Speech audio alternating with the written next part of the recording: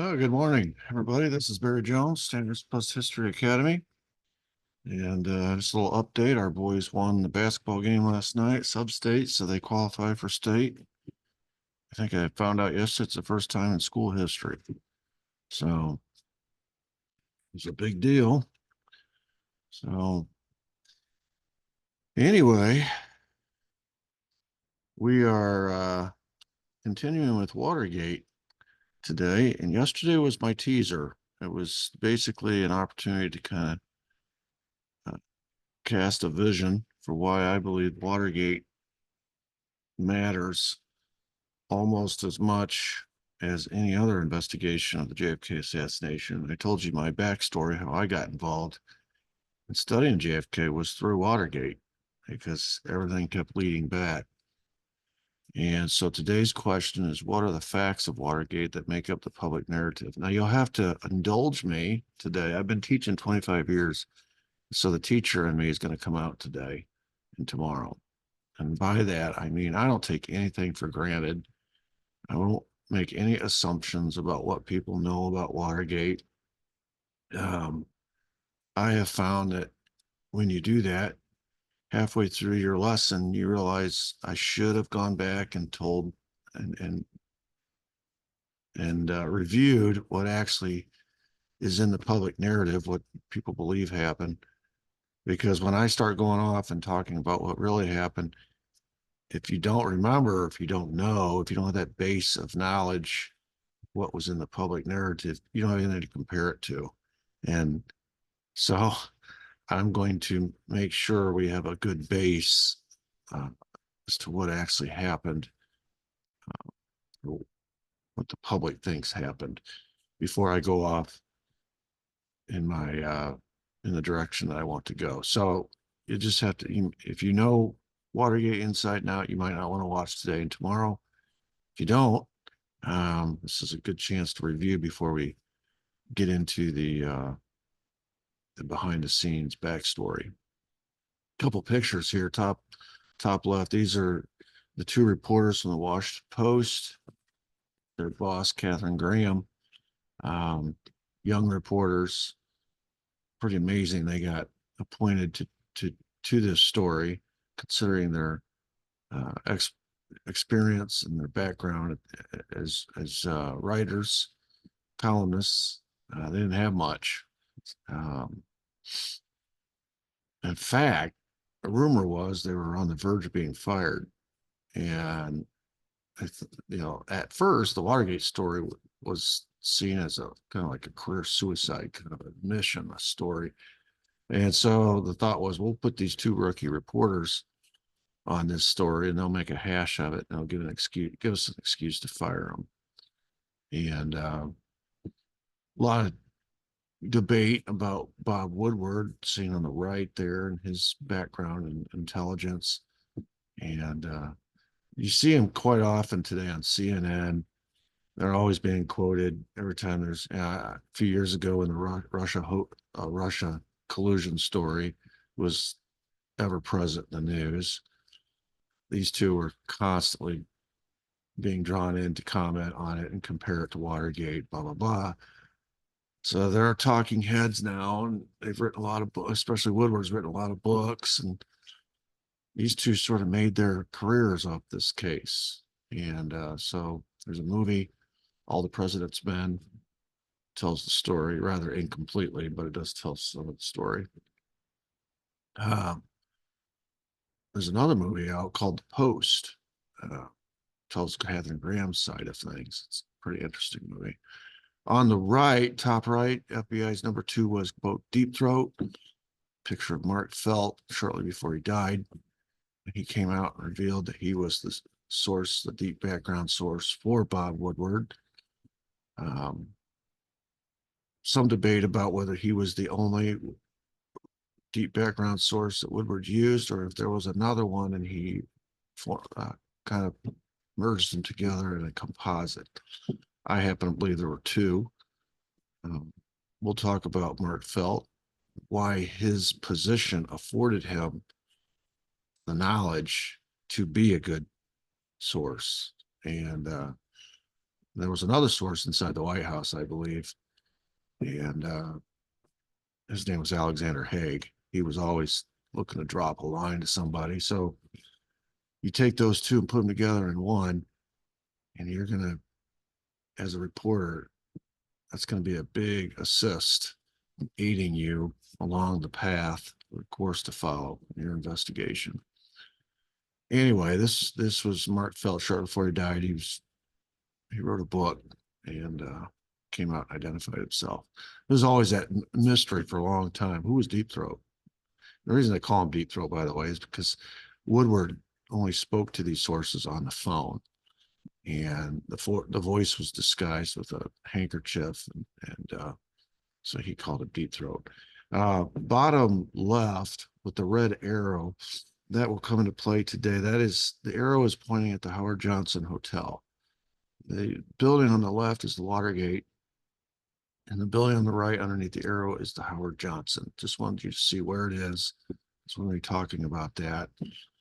So you need to know where that Howard Johnson is in relation to the Watergate complex.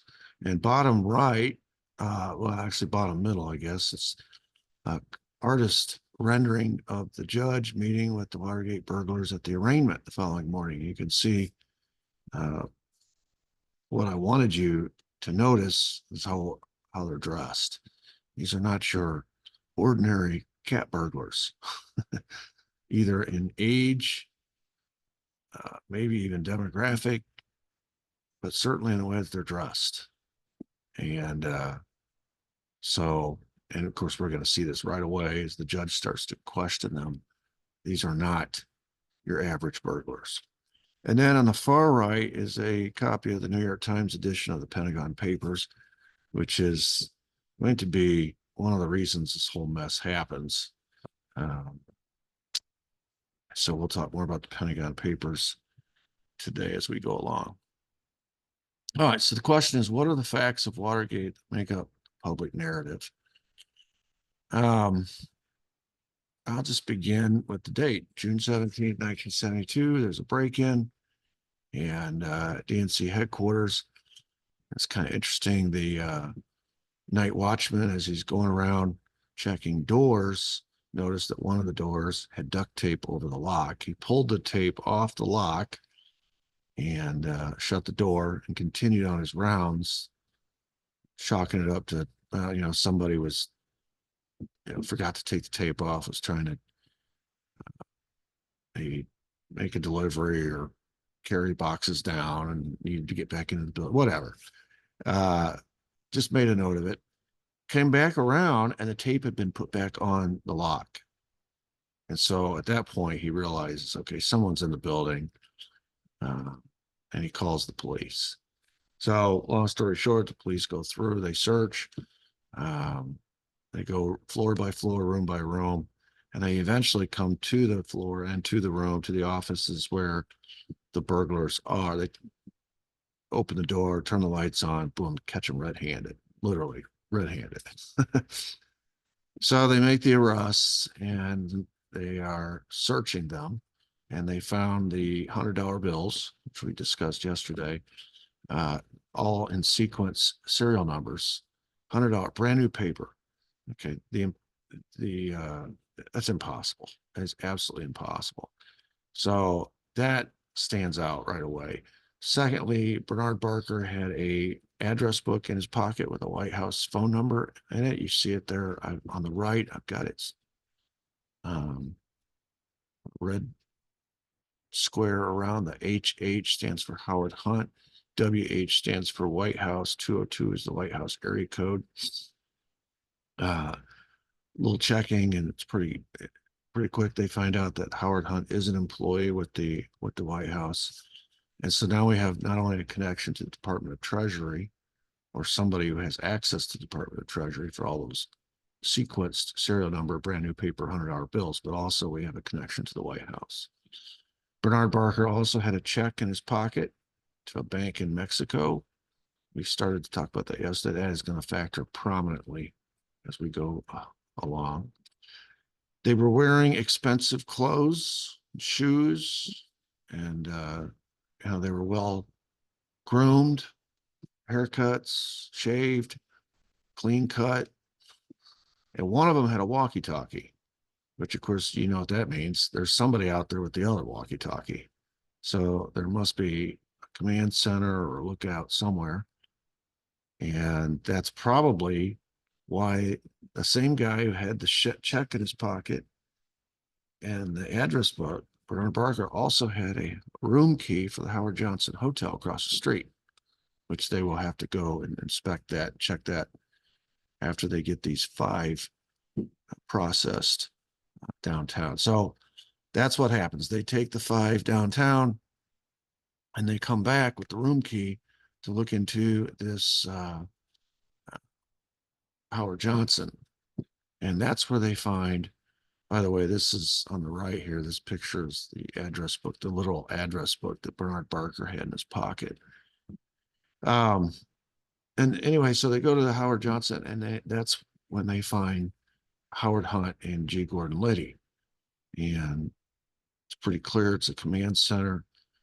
They got radio equipment. They've got listening devices, bugs, all kinds of electronic surveillance stuff. And of course, they've got the other walkie-talkie. And so they arrest them. And so now there's going to be 7 people. What they noticed the next morning, after they're all charged with burglary, conspiracy, wiretapping, et cetera, is that these high-priced lawyers have already shown up to represent the 5 burglars.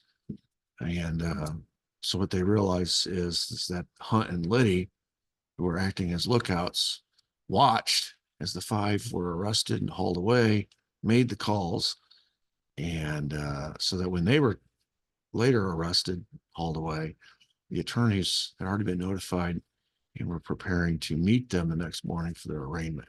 That's how that happened. So Hunt and Liddy took care of that. Then we get to the arraignment the next morning. And here's another picture in the newspaper. You can see just another picture of them and how they're dressed. The guy in the middle is Frank Sturgis, otherwise known as Frank Fiorini. He's a Cuban. He changed his name to Sturgis. He's the CIA assassin. He's the guy who was in Dallas in '63. And then, of course, on the right, you've got Bernard Barker, the guy who had all the evidence on him. They don't have all 5 of them pictured there, 7 of them, actually.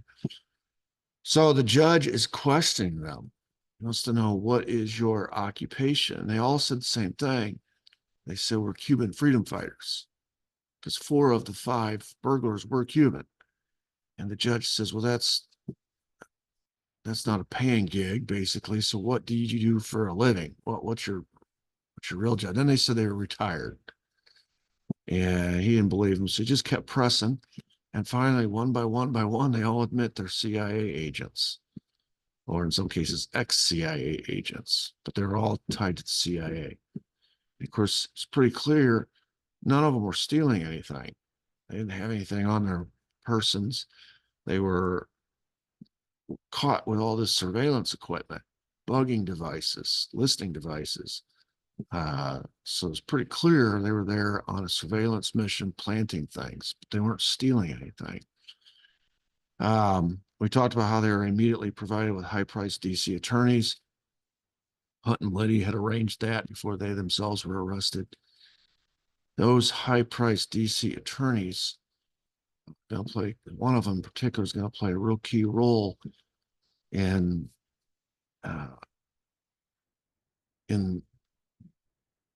what they were involved in actually becoming common knowledge or available for the judge. I'll explain that later, but some of these high-priced DC attorneys were not there to represent the burglars so much as they were to represent a hidden client. And that's my point in saying all that.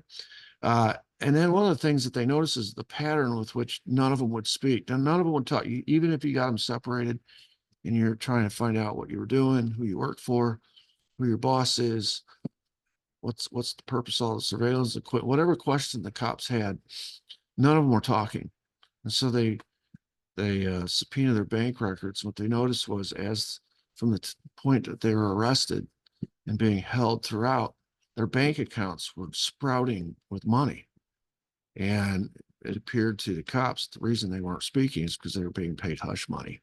This is the old days, right? This is before you could make automatic deposits or electronic transfers. When you make a deposit back in 1972, you went to the bank and you made the deposit. So somebody's going to the bank making deposits on behalf of these guys into accounts in their names. And the suspicion is it's hush money, which is why they're not talking. All right, so now the White House gets queried as to its role since Bernard Barker's address book had been found with Howard Hunt's name in it. Nixon famously calls it a third-rate burglary, tries to dismiss it, and as far as the general public was concerned, it was a big yawner. Nobody was really paying much attention to it. 72 was the election year. Nixon was on a glide path to re-election. McGovern was a stooge. He didn't have a chance. Couldn't even get anybody to run with him as his running mate. The newspapers really didn't want to touch it. Nobody really wanted to touch the story. It didn't appear to be a whole lot of anything. And so here are the two reporters who get assigned to pursue the story. Now, Woodward was in the arraignment, and he heard the 5 burglars and the 2 lookouts be questioned and eventually give up the fact that they were all connected to the CIA. And so his first angle on the story, when he went back and talked to Catherine Graham about it, and eventually his partner, who was assigned to help him with the story, Carl Bernstein, his angle was, we need to look into the CIA because these guys are all tied to the CIA. So this is a CIA story. That was his first impulse to begin pursuing that. And in fact, that's, if you go back and look at the first phone calls that he was making and the leads that he was chasing, was all in the direction of the agency, the CIA. That's going to change pretty quickly. But that's interesting because that was his first instinct, and that's because he was at the arraignment and he saw what happened with the judge when he queried them, and they didn't want to give it up, but they eventually had to give up the fact that they were all CIA. Here's where things start to change for him. This is Mark Felt, the associate director of the FBI, the guy I showed you in the first slide. This is him at a younger age. And he, as the associate director of the FBI, is in a prime position to know the inner workings of the investigation. He's the guy that wants to go to Mexico City and investigate the check. He's the guy the White House is worried about.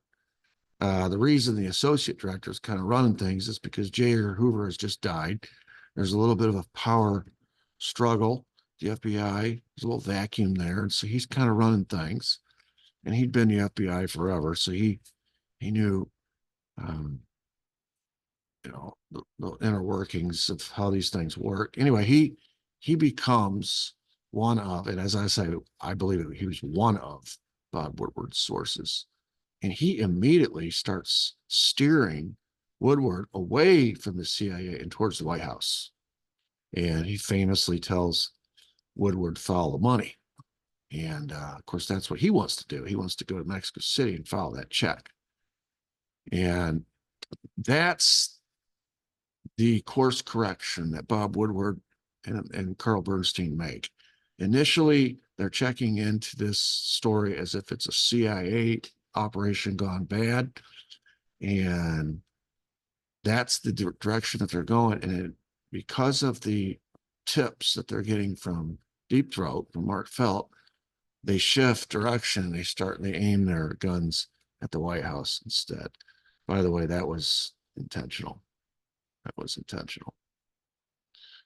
As you're going to see in the story, there's always a well-placed insider who helps steer the direction of the investigation. This is another one of those well-placed insiders. His name is James McCord. He was arrested as one of the 5 burglars. He's actually a bugging expert, and he he wasn't really an expert in burglary per se, but he was an expert in bugs. This is the fourth time that this group had been in the Watergate, and bugs that they had planted previously weren't working correctly. It was a malfunction of some sort. They weren't getting the information that they wanted. So McCord was going to fix one of the malfunctioning bugs and put another bug somewhere else, try to get better information. That's why he was along for the ride.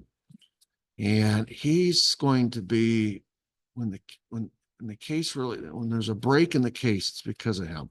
Now this guy is CIA. Okay, he was still in the CIA. He was currently a CIA agent at the time that he was acting as a burglar with the Plumbers. And we're going to make the case later that the CIA had purposely infiltrated the Plumbers, had purposely infiltrated the White House, and had purposely infiltrated the committee to reelect the president. And their guy inside the Plumbers was James McCord, one of them. E. Howard Hunt was another. They had several, actually. But James McCord's role in all this is to write a letter to Judge Sirica. Now, he's going to write this letter allegedly because he didn't trust his lawyer. One of those high-priced DC lawyers that showed up to represent the burglars. We'll talk about who that was and who his special client was and why James McCord uses this as a pretext to write the judge a letter confessing basically his sins and the sins of the Plumbers, and basically detailing everything that the Plumbers had been up to for the last few years, what their purpose was, who was behind it, who was giving the orders, who was paying them, everything. He just laid it all out in this letter to Judge Sirica. Remember now, up to this point, no one's talking. And all of a sudden, James McCord writes this letter like a book manuscript to the judge, laying it all out. And it's his letter. It's going to point right directly at the White House and Richard Nixon, other high-level White House officials, which is going to generate the interest by the Senate to call hearings, have an investigation. We talked about those Senate hearings yesterday and how Sam Ervin was trying to get to the bottom of one of those conversations on tape. Nixon was saying some pretty strange things, and he was asking Haldeman, "What did that mean? What does all this mean?" And I remember my dad telling me he was in college during this era. He says everyone was glued to the television watching these hearings, so it was must see TV. And what happens is once James McCord breaks the silence and writes this letter to the judge, and the judge reads it in open court. So it's not just privy to him and the judge. The judge reads the letter. Other witnesses start reading the tea leaves and realize if right now there might be a deal to be made, but there comes a point. It's kind of like musical chairs. If they get the information that they need and I didn't make a deal, I'm going to jail. So people start rushing to get in on the deal, and folks start coming forward corroborating James McCord's claim. Because it's one thing you get a letter from the accused saying this is what happens or what happened. There's some questions about that person's credibility. So corroboration is really important here, and that's part of that peeling the onion strategy that most investigators employ. According to McCord, the Plumbers existed because of leaks coming out of the White House.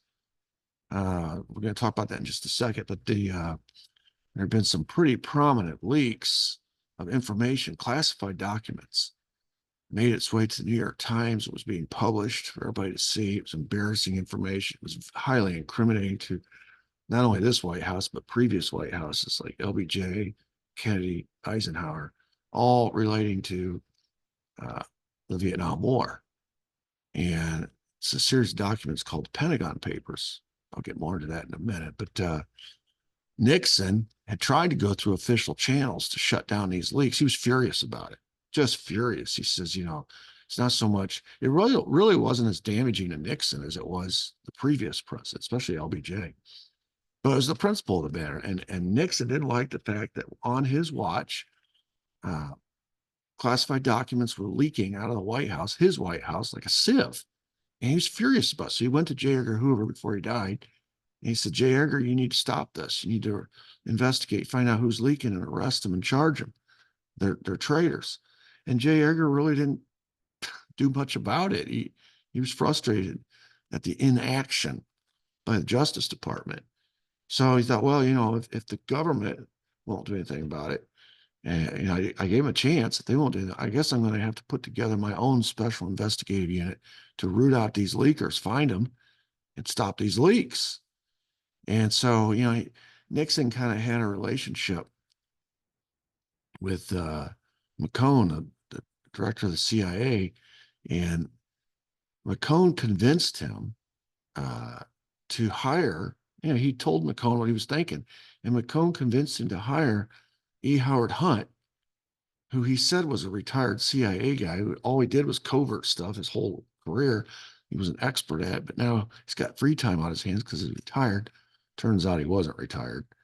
It was kind of just, it was a plant. This was all intentional by the CIA. They're like, if you're going to run a special investigative unit out of the White House, we want to know what's going on. And the way that we're going to know what's going on is we're going to infiltrate it.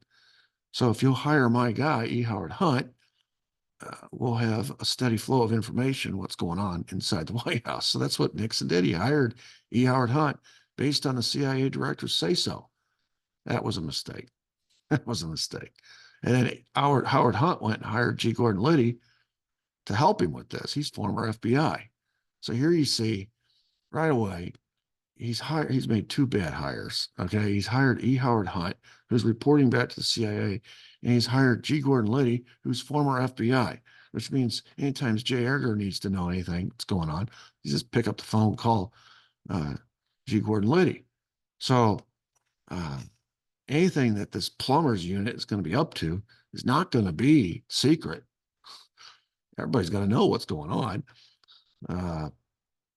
They put Hunt on payroll at the White House, hired him as a, quote, $100 a day consultant, 1971. This picture here, Hunt's at the middle, G. Gordon's on the left, and James McCord's on the right. And of course, Hunt goes and recruits all his buddies who have been doing covert ops with him forever. And these are all CIA assets, all right? The 4 Cubans, you say, well, why would he hire Cubans? Well, if you're going to learn about E. Howard Hunt's background, and he was heavily involved in the anti-Castro stuff, heavily. And so that's all he knows is Cubans. That's all they've been using as Cubans for all the anti-Castro stuff. And so all his best assets are Cubans. So he goes down to Miami, he picks out 4 guys. He hires James McCord. James McCord is not one of the Cubans, but he's the bugging specialist. Of course, he's on loan from the CIA. The whole outfit, I mean, from top to bottom, just reeks of intelligence community, whether FBI or CIA. And so, Nixon is real. If you want to go back and say, well, where did Nixon go wrong? This is the beginning of it right here. This is the root of it. Who he hired.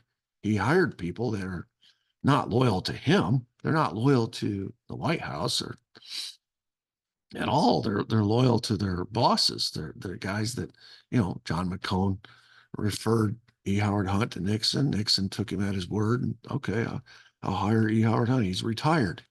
All these guys were said to be retired. So they're no longer working for the agency yet they were, very much so. So that's a big mistake. Of course, their job is to stop leaks, which is why they call themselves the Plumbers.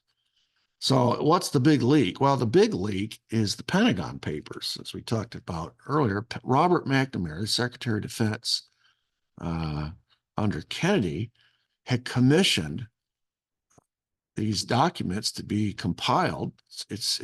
He wants an encyclopedic writing of the history of the Vietnam War. Okay, so he wants everything. This is all classified. So this is not ever intended to be seen by regular people. This is for the governmental purposes. We want to know, going back to the Eisenhower era, how all this got started, how our involvement, starting off helping the French, and then as we start sending advisors after the French backed out, and then Eisenhower hands off to Kennedy, and then Kennedy starts sending special forces in. They start doing special ops over there, and and then Kennedy dies, and then it's LBJ, and we got the Gulf of Tonkin, and now boom, we're sending, and now it's a full-fledged war. He wants a complete history of all of that. And of course, it's a long war. And but he's mainly focused on the era of 1966 to 69. So, you're talking about LBJ mainly. But in order to tell the history of 1966 to 69, you got to go back to Kennedy, and you got to go back to Eisenhower. It ends up being about 7,000 pages and 47 volumes. I mean, it's a monster. And nobody had access to it. I mean, very few. But one of the persons who did have access to it was a U.S. military advisor named Daniel Ellsberg. Obviously, had a security clearance, and he read the Pentagon Papers, and what he was distraught. He was upset when he read the Pentagon Papers to realize that the government has been lying to the American people about the Vietnam War. It's all laid out here. The government is saying, we're not we're not involved, and yet here we're sending all these advisors. So the government is saying the Vietnamese, the Viet Cong is firing on our ships out in the Gulf of Tonkin. It turns out they weren't, but that's what got us into the war. Nixon is saying we're scaling down the war, and it turns out we're actually bombing Cambodia. I mean, there's just lie after lie after lie. And the American people are clueless. I mean, maybe they suspect it, but they don't have the evidence. They don't have the proof. Daniel Ellsberg says, boy, if someone could get this information to the public, it would prove the lies. And so he basically stole the Pentagon Papers, and he leaked them to the New York Times. And the New York Times begins running these explosive top of the fold front page articles with all this classified information. Of course, the Nixon administration where is this coming from? They're blindsided by it. And, eventually, Nixon goes to J. Edgar Hoover. We told that story, and J. Edgar Hoover doesn't seem real interested in pursuing it. So Nixon creates the Plumbers, and he says, E. Howard Hunt, I want you to find out who the leaker is. And the Plumbers found out. They found out it was Daniel Ellsberg. And so they revealed the name of the leaker through an in-house White House investigation. And so the White House Justice Department charges Daniel Ellsberg with theft and conspiracy under the Espionage Act of 1917. And the case gets bungled by the Justice Department, government misconduct. And of course, government misconduct, that's a euphemism for, well, how did they get this evidence? How did they find out? Well, it's the Plumbers, and they're doing things illegal. They're breaking and entering, they're illegally surveilling, they're doing all these things to get evidence that, violate all sorts of due process rights, right? And illegal evidence gathering, basically. Well, that's the only way they could get the evidence, was to do it illegally. And so, they don't want to expose how they got this evidence or who was involved and who was ordering it. So eventually the case gets dropped, and Ellsberg walks, and Nixon's furious. I mean, it's his fault, really. It's his Plumbers that did all the illegal evidence gathering, and it was his Plumbers that were involved in the government misconduct. Technically, it was him too. And so, they got the goods on him, but they got it illegally, and so the case gets dropped. And as a result, eventually, the Supreme Court weighs in and says the New York Times has a right to freedom of the press. They have the right to publish these articles. And so, boom, they just start publishing these articles. And we find out later, because of the tapes, how Nixon really feels about it. Oh, he's just irate. And here's a picture of Daniel Ellsberg speaking to the press after he wins this. I say he wins this case. That the case got dropped, but there's always a winner and there's always a loser, and he won. So he's feeling vindicated, and the New York Times is out publishing his papers, and the American people are learning the truth, and the White House is furious. And here's Nixon talking to Bob Haldeman on May 11th, 1973. He says, quote, "That son of a bitch and thief is made a national hero and is going to get off on a mistrial. And the New York Times gets a Pulitzer Prize for stealing documents. What in the name of God have we come to?" Nixon is not happy. All right. And here's why. The Pentagon Papers is revealing a pattern of lies from 4 different administrations, starting with Eisenhower. The most egregious lie is what the LBJ administration sold to the American people, which was the Gulf of Tonkin incident. Turns out to be completely made up. Didn't happen.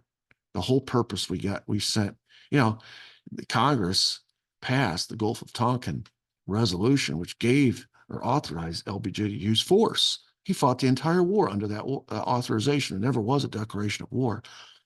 And the authorization was based on a lie, on something that never happened. And so, but it succeeded in getting us into the war.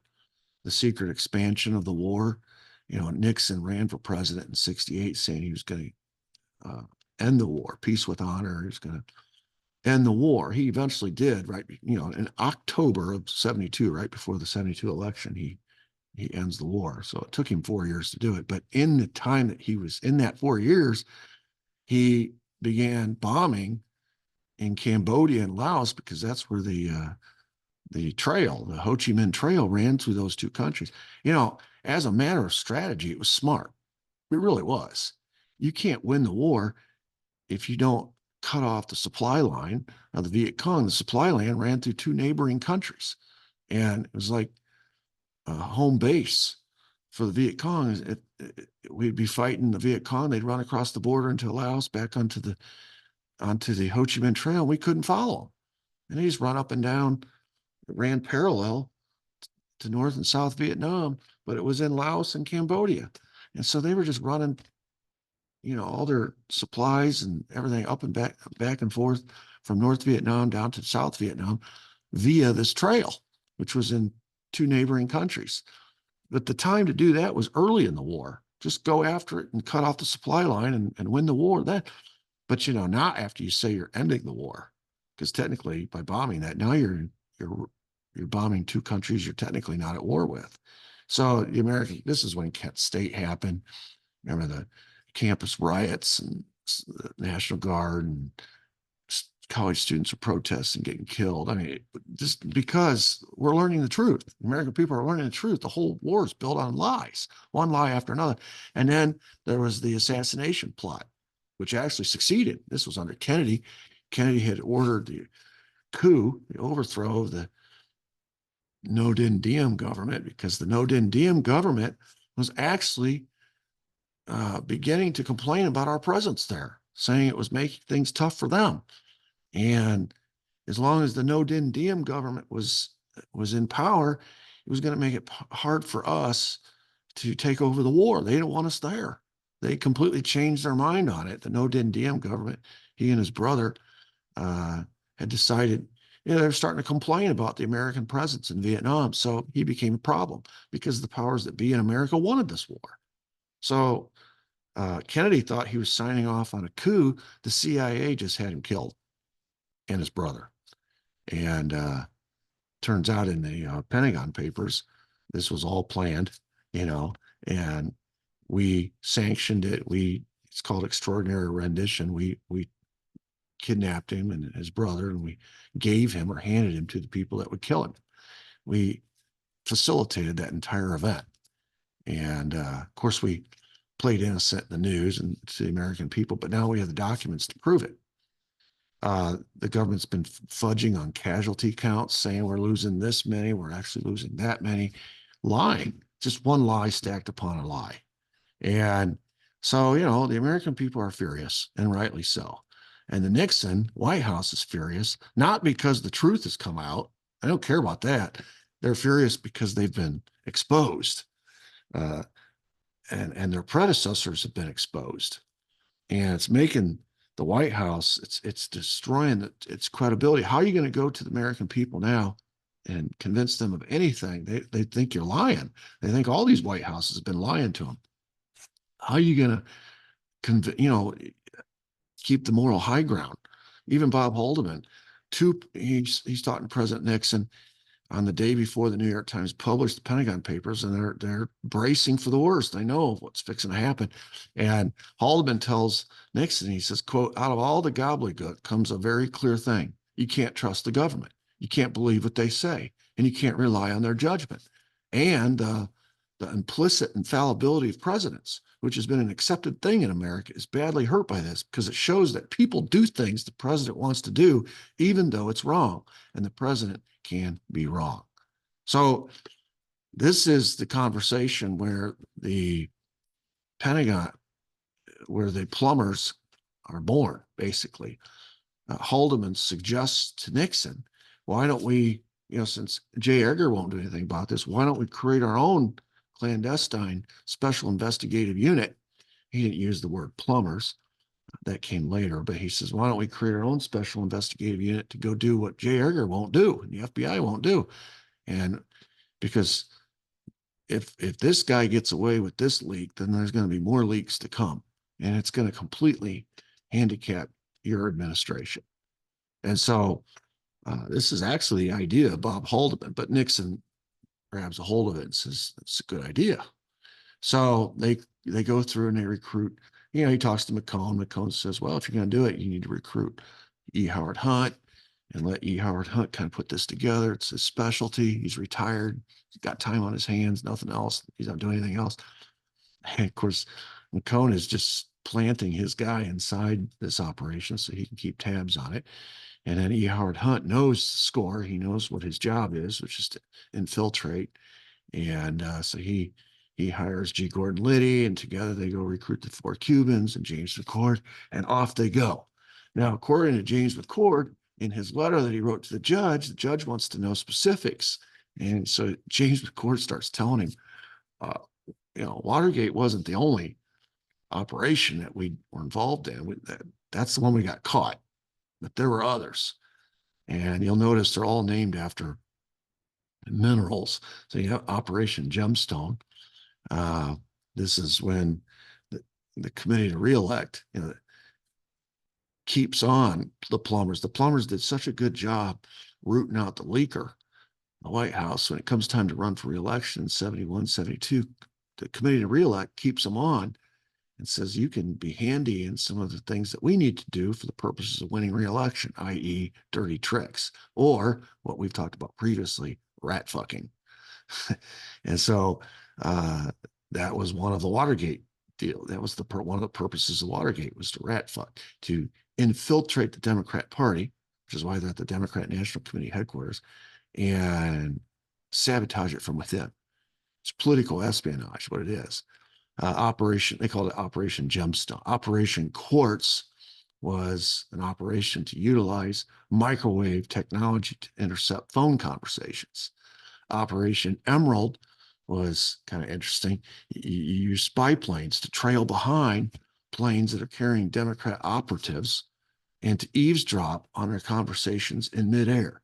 This is all about surveillance. That's a big topic in today's government, right? The Patriot Act and all the war on terror has given the government all these extra powers to surveil so-called terrorists who live amongst us, which we find out, gives them all kinds of authority to do the bumps, right? If a known terrorist communicates with somebody here in America, then they can bump to that person, investigate all their contacts, all their their whole network. And then if they communicate, they can bump to that next. Pretty soon, you're pretty much surveilling everybody. And so this isn't new. Uh, the surveillance, this illegal surveillance, is taking place as far back as the late 60s, early 70s. And it's all illegal, of course. And then there's Operation Ruby to infiltrate Democrat candidates' offices.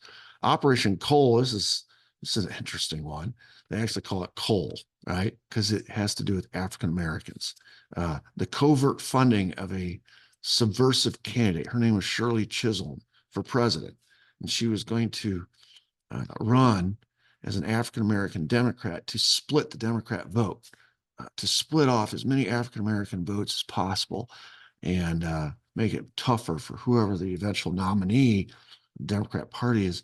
So here you're literally propping up a candidate for office for the express purpose of dividing your opponent's vote, which is, it's smart. These are all dirty tricks. Some of this is illegal, obviously breaking and entering surveillance, but some of it, like the covert funding of Shirley Chisholm, that's not illegal. It's just a dirty trick. Operation Diamond, Weather Underground members who had planned to disrupt the Republican National Convention. Nixon said, well, I got a fix for that. Let's just kidnap those guys, take them down to Mexico. Oh boy, here we go with Mexico again. Nixon and Mexico. There's something in Mexico. Nixon knows he can get away with stuff down there. So we'll take them down to Mexico. We'll hold them. And then when the convention's over, we'll release them. That way they won't have a chance to disrupt the Republican convention. Obviously, that's illegal, kidnapping people. Operation Topaz, break into safes, photograph documents. That's illegal. Operation Turquoise, sabotage the air conditioning units at the Democrat National Convention, which in 68 was in Chicago, and in 72 they're going to do it again, which leads to, these are summer conventions. The air conditioning makes it possible to have these things in the summer. But if you destroy the air conditioning units, now all of a sudden the building's overheating. People don't want to be in the building. It destroys, it literally rat fucks the entire convention. All you have to do is destroy the AC units. Anyway, James McCord is sharing this with the judge. These are some of the operations that we've been involved in. You caught us, or we got caught in the Watergate, infiltrating the Democrat National Committee headquarters, but there were a lot of things you guys didn't catch us on, and here's a few of them, a few examples. So pictured right is the big Watergate complex, and what James McCord reveals to the judge is that this is actually the fourth time they've been in that same office building, that same office, those same offices, the Democrat National Committee offices. And McCord says we were sent there specifically for the purposes of finding three things. It was a search for information. Where, in addition to planning surveillance equipment, we were also searching for documents, proof of three things. One is an alleged telephone ledger. Evidently, Nixon believed that the Democrats were running a call girl ring out of these offices. And there's some evidence that this was true. There's some evidence, believe it or not, that John Dean's wife was involved in all of this, which is one of the wrinkles in why John Dean ends up coming forward. But anyway, a call girl ring with names of prominent Democrat politicians who, when they come to Washington, are serviced by these call girls. And in that ledger, there were names, there were dates, prices, all kinds of stuff, information. And he wanted his hands on that ledger for the obvious blackmail purposes. So they're looking for that. Number two, allegedly Fidel Castro, through his security director, Fabian Escalante, had compiled a dossier listing all the different times our government had tried to assassinate Fidel Castro.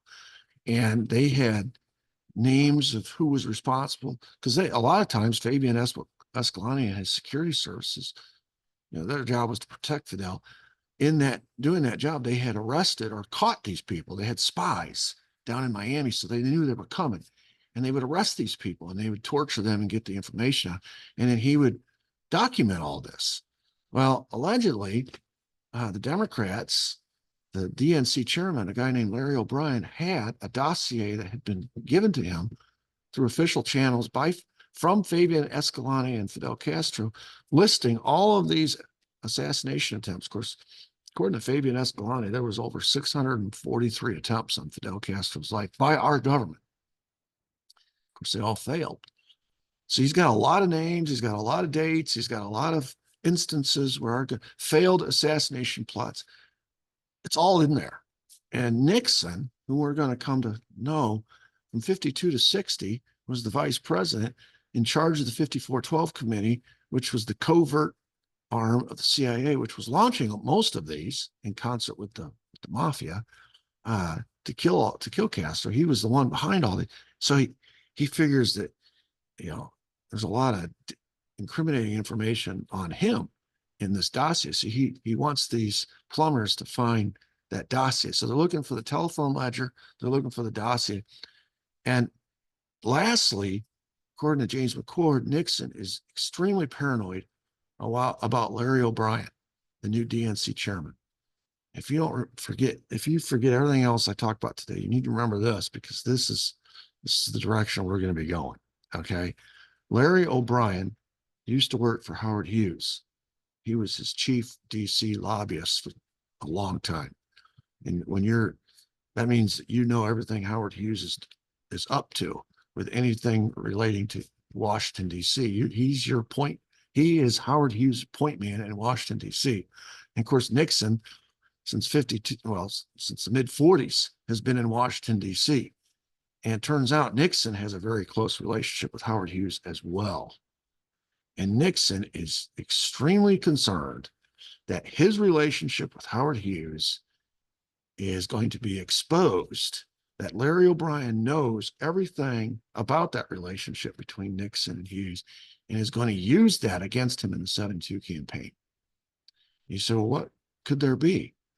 Oh, my goodness. You'll see.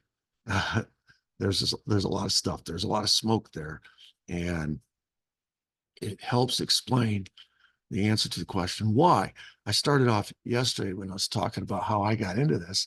I was taking a Watergate class in college, and I raised my hand one day and says, why would Nixon do this?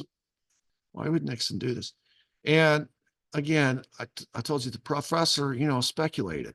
And we sat there for like 2 class periods. We talked about all the different reasons we thought, but nobody really knew. Now we know. This answers the question, why? Why would Nixon take such risks and allow the CIA director to infiltrate to the planting of names in Nixon's head? Here's a few guys you should hire. That is so slipshod. That's so careless. You're just asking for trouble. Anyway, why would Nixon do it? Well, turns out there's some real reasons for Nixon to be worried about what Larry O'Brien knew about his relationship with Howard Hughes, which goes back to the mid 40s. So we're almost to the mid 50s. So this is a 27, 28 year relationship. And if Howard Hughes, chief Washington, D.C. lobbyist, Larry O'Brien, for all the same period of time, knows what Nixon and Hughes have been up to over these years, it's devastating. It would be career ending. It's criminal. Nixon would be in big trouble. So that is going to be the essence of Watergate and why they were in that office to begin with. Okay, so that's the groundwork. That's day 1 of the groundwork. Tomorrow we'll look at what comes next, because so far the only guy who's really spoke is James McCord, and he's one of the guys who was arrested. So the credibility factor is going to go up quite a bit tomorrow when we talk about who comes forward next and how that onion starts getting peeled really fast and information starts coming fast and furious. especially when the knowledge of the tapes becomes known. And so it just puts everything on a glide path to Nixon's eventual resignation.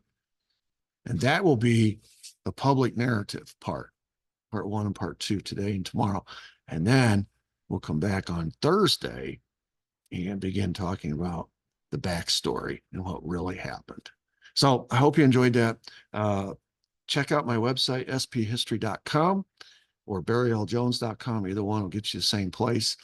If you like my channel, subscribe. It's free. And feel free to hit the notification bell or the thumbs up. And until next time, everybody have a great day. Thanks. Bye.